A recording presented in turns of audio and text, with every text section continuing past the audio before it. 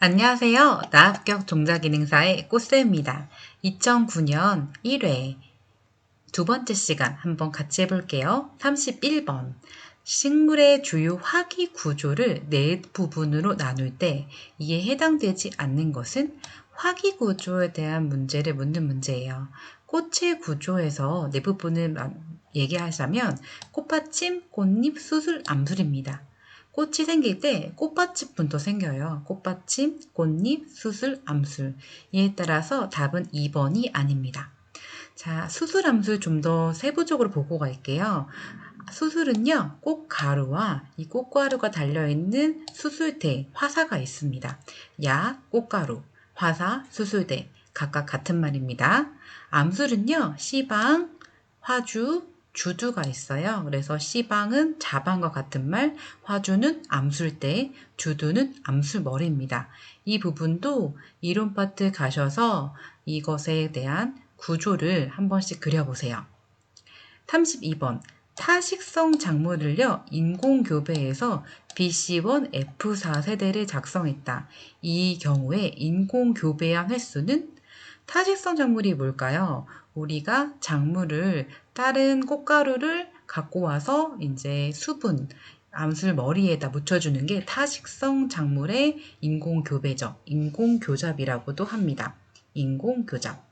자, 그런데 아마 이걸 보시고 이제 뭐야 이거 이렇게 생각하실 수 있는데 BC1, F4 이렇게 나온 이 여교배 육종이라고 합니다. BC1, F4. 자, 밑에 보시면서 설명해 드릴게요. 각각의 교배에서 F1이에요. 여기까지는 이해하시죠? 그런데 또다시 교배를 하는 거예요. 그랬을 경우 자기 어버이와 한 번 더 교배하는 그 과정이 이제 BC1, F1으로 표시됩니다. 이 여교배 육종은 이렇게 표시를 해요. 그리고 BC1, F1 한 번 이제 여교배 했고, 그 다음 F1에서 이제 뭐가 되냐면 자가수분 하는 거예요. 자가수분 3번, 자가수분 2번. 이렇게 하는데, 총 교배 횟수는 이렇게 계산을 아까 위에 거 표시를 보시면 F4까지 갔죠? 총 교배 횟수는 하나, 둘, 셋, 넷, 다섯. 이런 식으로 다섯 회 교배를 한 것입니다. 답은 그래서 5회예요. 이거 헷갈리실 텐데 차례차례 처음부터 보시면서 이 교배하고 나서 여교배 육종, 이 여기가 요교배 육종이기 때문에 여교배 육종에서 자가수분 했다는 거를 이해하시고 차례차례 써보시면은 이 문제는 쉽게 푸실 수 있는 내용입니다. 33번. 바빌로프의 유전자 중심설에 대한 설명으로 틀린 것은? 자, 유전자 중심설에서는요, 발생 중심지에서는 유전적으로 우수한 형질이 것이 많다. 맞고요. 발생 중심지에서는 많은 변이, 다양성이 축적되어 있습니다. 자, 4번. 2차 중심지에는 열성 형질을 가진 것이 많습니다. 자, 3번. 지리적인 진화 과정은 중심지에서 멀어져 감에 따라서 열성 형질이 점차 탈락한다. 그런 것이 아니고 중심지에서 차츰 멀리 전파됨에 따라 변종의 수도 줄어들고 열성 유전자가 많이 발견된다는 뜻입니다. 답은 3번이 답이에요. 4번. 합성 품종의 장점에 대한 설명으로 틀린 것은? 합성 품종은요, 잡종 강세가 여러 세대에서 유지가 되고 여러 유전자가 같이 영향을 끼치기 때문에 환경이 변동해 있어도 안전성이 높습니다. 또한 목초류에서 많이 이용되고요. 1번이 틀렸어요. 형질이 이제 균일하고 불량형질이 적게 난다. 그런 것이 아니고 다른 여러 가지 잡종 강세를 이용한 품종이기 때문에 세대가 진전되어도 비교적 높은 잡종 강세가 나타나고 유전적 폭이 넓어 환경 변동에 대한 안전성, 적응성이 높고요. 최종 노력과 경비가 절감됩니다. 영양 번식이 가능한 타식성 사료작물, 목초작물에서 많이 쓰여요. 자, 각 형질이 균열하고 불량 형질이 낮게 나타난다. 이거는 단교잡에서 많이 나타나는 특징입니다. 답은 1번. 35번이에요. 일대 잡종 품종을 육성하는 방법이 아닌 것은, 자, 일대 잡종 품종을 육성할 때는요, 자연 수분 품종 간 교배하거나 자식과 계통 간 교배하거나 자식 계통과 자연 수분 품종과 교배하는 거예요. 여기다 보시면은 타식과 계통 간 교배하는 거는 일대 잡종 품종을 육성하는 것이 아닙니다. 36번 어떤 품종을 다른 품종과 구분하는데 필요한 특징을 무엇이라고 하는가? 특징, 바로 특성이겠죠? 답은 36번의 2번이에요. 형질, 특성, 계통, 각각에 대한 요소를 알아두세요. 37번 작물 초기 세대의 형질을 검정하는 방법을 조기 검정 방법이라고 합니다. 이에 속하지 않는 것은요. 우리가 작물이 어떠한 형질을 가지고 있는지 알려면 화분잎, 꽃가루를 검사하거나 종자를 검사하거나 세대를 촉진시켜서 그것이 나타나는 형질을 확인하거나 아니면 어린 식물, 유식물을 검정하는 방법이 있습니다. 이 또한 이제 조기에 빨리 검사할 수 있는 방법들이고요. 이번에 품질 검정법은 이것보다 조금 더 시간이 걸리는 방법이기 때문에 답은 2번입니다. 38번 불임과 관계되는 환경 요인으로 가장 거리가 먼 것은, 자, 작물이 생식 능력이 원활하지 않는 것이 불임인데요. 이런 경우는 내적 환경과 외적 환경 두 가지로 구분할 수가 있어요. 내적 환경으로는 영양적인 관계, 외적 환경으로는 수분, 광, 온도 병해충이에요. 그 답은 토양이 가장 거리가 멀기 때문에 답은 3번입니다. 39번 자, 변이의 선택과 고정 단계의 설명으로 틀린 것은, 자, 우리가 여기 양적 형질에 대해서는 주로 개체별 감정 후 개체 선발이 많이 한다. 이런 것이 아니라 양적 형질이라는 거는 개체별 감정은 오차가 생길 수가 있어요. 그렇기 때문에 일단 일정한 집단 내에서 개체에서 선발해야 됩니다. 자, 우선은 우리 지금 변이 선택과 고정 단계, 이게 어떤 과정인지 혹시 기억하시나요? 우리가 육종 기술의 최종 3단계가 있거든요. 그 중에서 변이 선택과 고정은 육종 기술의 2단계예요. 우량한 변이를 잘 선택하는 과정들이 되게 중요합니다. 자가수정 작물에서는요, 개체별 감정으로 우량한 변이 개체를 선발하고, 그 우량한 개체를 후대를 개체별로 최종하는 과정이 되게 중요하고요. 타가수정 작물에서는 일정한 집단의 특성에 대해서 우량성을 감정하는 과정이 중요합니다. 자가수정 작물, 타가수정 작물에 대해서 변이 선택과 고정 단계의 과정이 조금 달라요. 그 부분들을 확인해 주세요.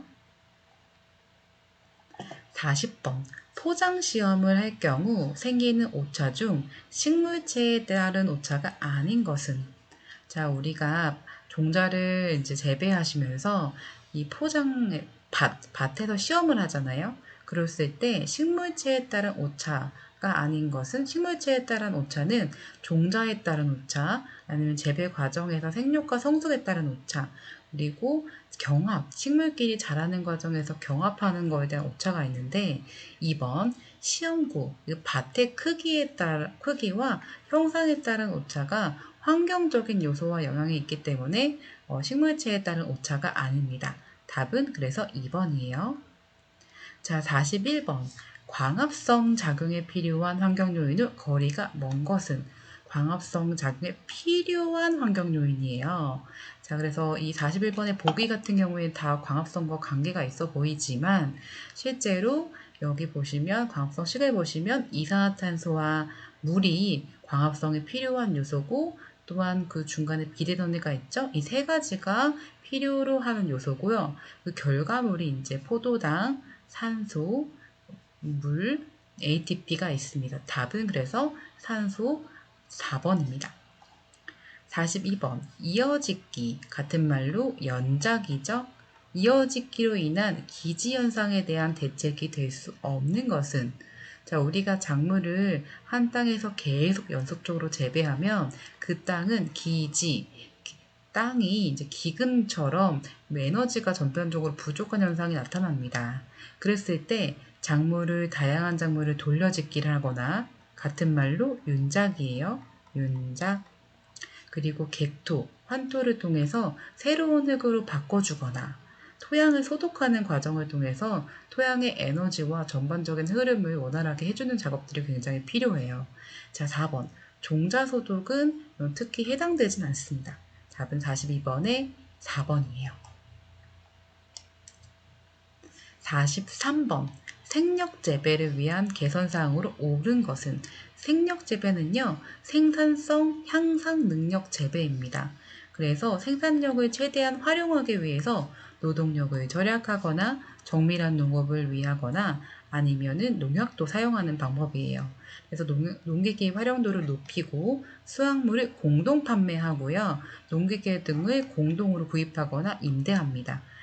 이 생산력을 높이기 위해서는 생산과 저장 시설을 자동화하는 것이 굉장히 중요합니다. 44번. 벼 수량 구성 요소 중에 연차 단위가 가장 적은 것은?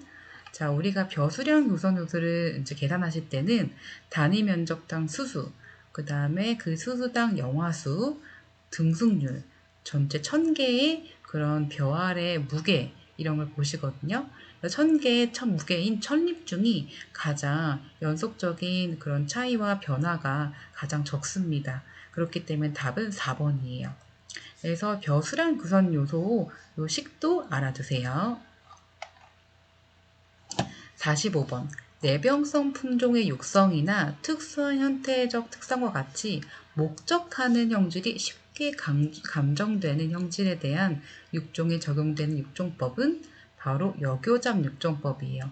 여교잡 육종법은요, 아까 앞에서 문제를 좀 풀어보시긴 했는데, 우량 품종에 한두 가지 결점이 있을 때, 이렇게 특수한 형태적, 그리고 내병성, 별표, 내병성이나 특수한 형태적 특성을 목적으로 할 때 이용되는 육종 방법이에요.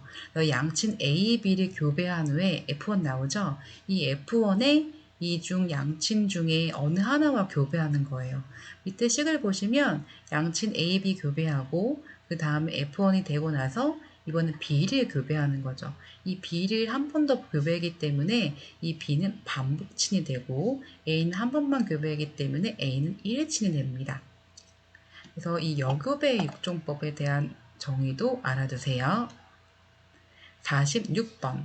벼의 개화에 대한 설명으로 옳은 것은? 자, 벼는요, 맑은 날 온도가 높을 때는 오전 10시부터 11시가 개화 최성기입니다. 자, 벼의 개화 과정은 이삭이 팬 후 벼꽃이 피는 과정인데요. 개화 전까지 닫혀 있었던 내형, 작은 껍질, 외형, 큰 껍질이 열리기 시작하고요. 이 열린 틈으로 수술의 꽃가루 주머니가 열리면서 화분, 꽃가루가 날리고 영이 날리는 시기에 벼가 개화합니다. 개화에는요, 오랜 시간을 하는 게 아니에요. 1시간에서 1.5시간이 소요가 됩니다. 답은 46번에 4번. 47번. 씨감자를요, 고랭지에서 재배하는 가장 중요한 이유는요, 고랭지는 고도가 높고, 그리고 기후 환경이 진딧물이 가장 살기가 조금 어려운 환경이에요. 그렇기 때문에 바이러스 발병률도 적겠죠. 그래서 우리나라 강원도 산간 지역이 고도가 높아서 좀 날씨도 춥고 바이러스가 발병될 확률도 적습니다. 그래서 답은 47번에 4번입니다. 48번. 이어짓기, 연작이죠. 이어짓기를 계속하면 병이나 생리적 장애가 나타나는 수량이 감소합니다. 이게 바로 이제 기지현상인 거죠. 기지현상. 그랬을 때 이어짓기의 피해의 가장 큰 원인은 유독물질의 축적이 가장 큰 원인입니다. 그래서 유독물질을 이제 감소시키기 위해서 윤작도 하고 담수, 물을 넣어주기도 하고요. 토양 소독을 해주기도 하고 유독물질을 제거해주는 작업들을 이어가고 있습니다. 49번. 1년생 초본으로요. 암수 딴구루인 작물은 암수 딴구루, 자웅, 이주라고 하죠. 시금치, 아스파라거스, 삼뽕나무, 은행나무.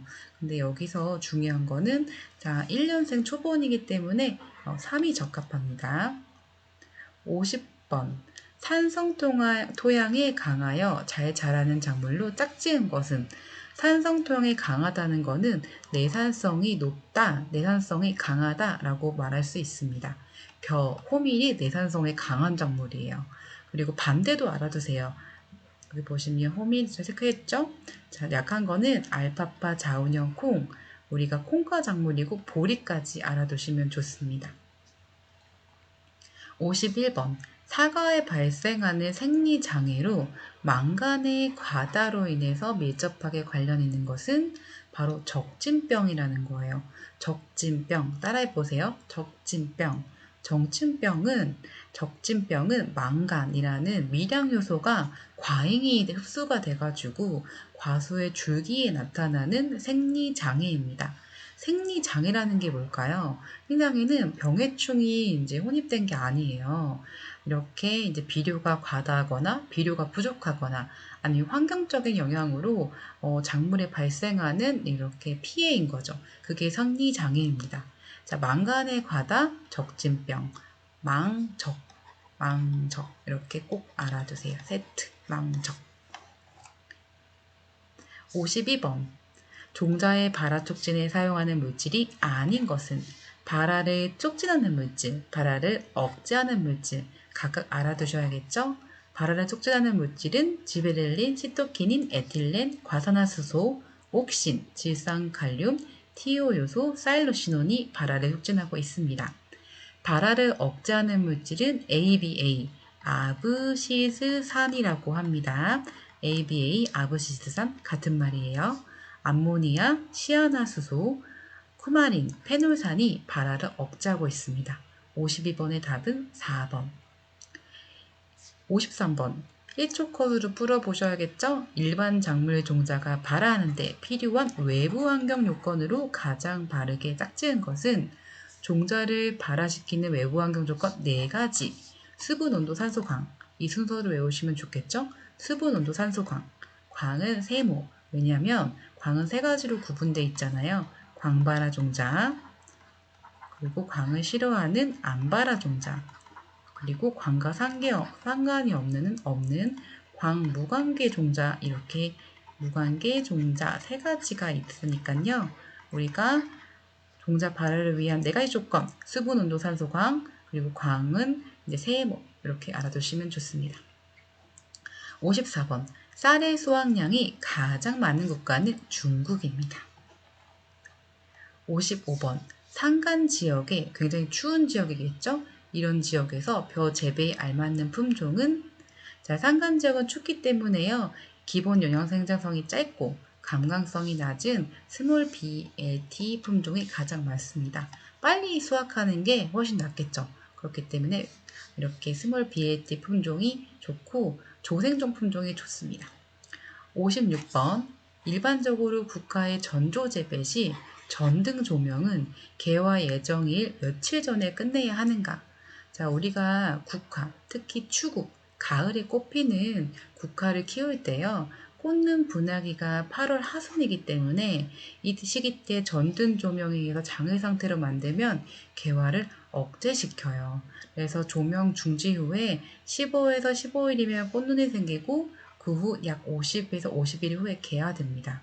국화를 전조 재배한다는 건요, 우리가 이 국화가 단일성 식물이거든요. 단일성 식물이에요. 단일성 식물. 국화가 낮의 길이가 짧을 때 꽃이 펴요. 근데 국화를 좀 더 비싸게 팔고 싶을 때가 있잖아요. 그래서 낮의 길이를 늘리는 전조, 불을 비춰주는 거예요. 그러면 전등 조명은 개화 예정일 50에서 55일 전에 끝내야 됩니다. 왜 끝내야 되냐면 인위적으로 이렇게 전등 조명을 한다고 에너지만 낭비가 되지 이유 쓸 데가 없거든요. 그렇기 때문에 이 개화 그 최종 시기까지 알아두는 게 굉장히 중요합니다. 57번. 작물 재배 시 생력화의 가장 커다란 효과를 옳은 것은 생력화는요, 생산력을 향상시키는 그런 재배 방법이에요. 그래서 중노동을 탈피하고요, 농기계를 참 많이 이용을 하고요, 고용 노동력의 비중을 낮춥니다. 그래서 이런 형태를 이용한다면 전반적으로 노동력을 절약하고 정밀한 농업을 할 수 있고 농기계를 사용할 수 있는 방법을 이용하는 그런 과정이에요. 58번. 단백질과 지방의 주요 공급원으로 뿌리옥박테리아 하면 생각나는 그런 작물은 콩가 작물이겠죠? 자, 콩가 작물의 뿌리를 보시면 뿌리에 혹이 생긴 것처럼 덕지덕지 뭐가 붙어 있어요. 그게 바로 뿌리혹 박테리아입니다. 그래서 뿌리혹 박테리아가 뿌리에 혹을 생성시켜서 공중에 있는 질소를 이제 고정해서 토양에 집어 넣어주는 거죠. 아주 유용한 그런 과정들입니다. 59번. 절화의 수명을 연장시키는 저장 방법으로 적합한 것은 절화가 뭐죠? 절단된 꽃이죠. 뿌리가 절단된 꽃이에요. 그래서 이거는 빨리 시들잖아요. 그쵸? 그렇기 때문에 온도를 낮게 해주고 습하게 해주는 게 우리가 증산작용도 줄일 수 있기 때문에 이 절화를 보관하시려면 온도를 낮고 습하게 냉장고에 보관해 주시면 참 좋습니다. 60번. 벼의 체내에서 가장 많이 함유된 무기성분, 같은 말로 미네랄이죠. 벼에 어떤 성분이 가장 많냐면 규산, SI가 가장 많습니다. 이 규산, 규소라고 표현하기도 하는데요. 병해충에 대한 저항력을 강하게 해주고 탄탄하게 해주는 그런 원소예요. 필수 원소는 아니에요. 하지만 벼 재배 시의 조직을 규질화시키기 위한 원소로 많이 이용됩니다. 지금까지 설명을 드렸고 이해가 안 가시는 부분들은 카페에 질문을 남겨주세요. 오늘도 고생 많으셨어요. 화이팅!